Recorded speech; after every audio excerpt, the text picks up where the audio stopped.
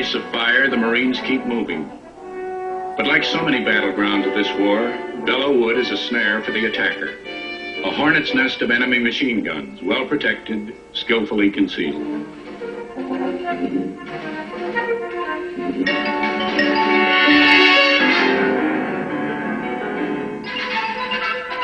For days, the Yanks keep trying to storm the wood. They attack. They suffer. They are pinned down. It becomes a 3-week American version of the nightmare that Europe has been living for 4 years. Attrition beyond any possible gain, and without gain.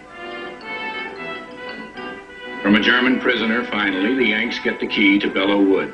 Information spotting the location of the deadly gun emplacements. These become the targets of a new artillery barrage.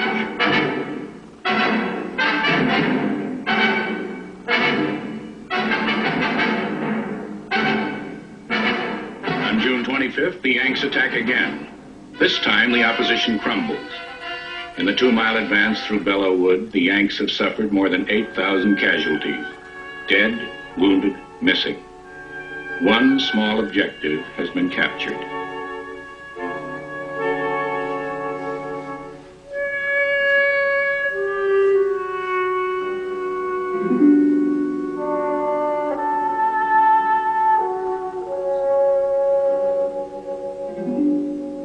Yet the German pressure on the front is unchecked. In mid-July, the German armies launched the climactic drive of their campaign. Worn down by months of attack, they are moved by the ultimate promise.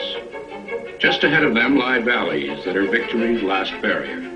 Their plan is called Friedenssturm, the peace offensive, the blow that will end the war. Disdaining secrecy, the Germans mass nearly 2.5 million men against the Allied fronts.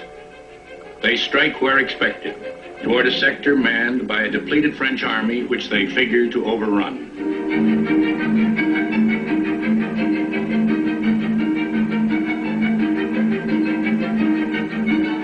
The Germans count on a breakthrough, but the Allied line that awaits them is not the thin screen they imagine.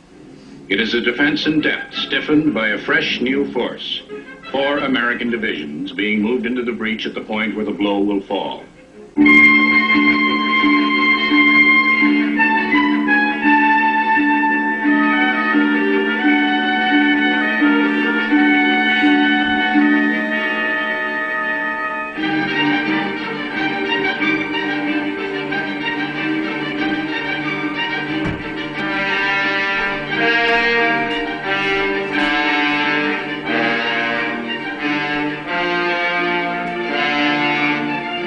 Doughboy remembers. On our way up to the front, we all sang like on a road march in training camp. The next time we went up, we knew better. For part of the American force, this is the end of the line. The town of Chateau Thierry straddling the River Marne. Here they dig in alongside the French. They will not have long to wait.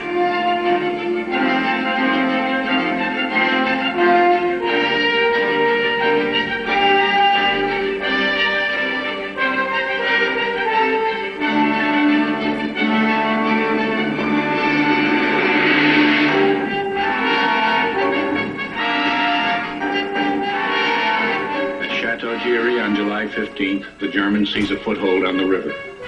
East of the town, along a 20-mile stretch, they manage to put troops across.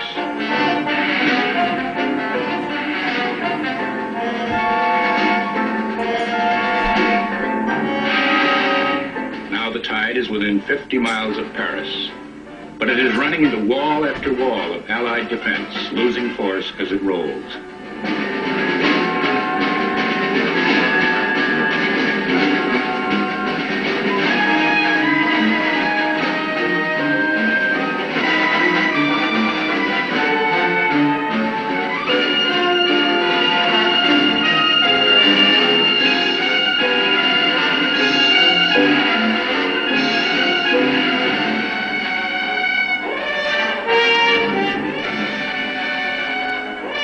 By July 17th, the German drive has burned itself out and is being forced back.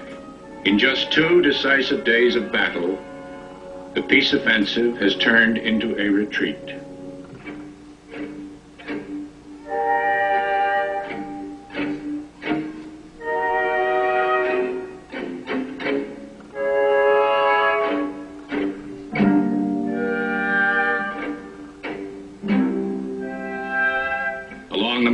Chateau Thierry, the tide has crashed and ebbed.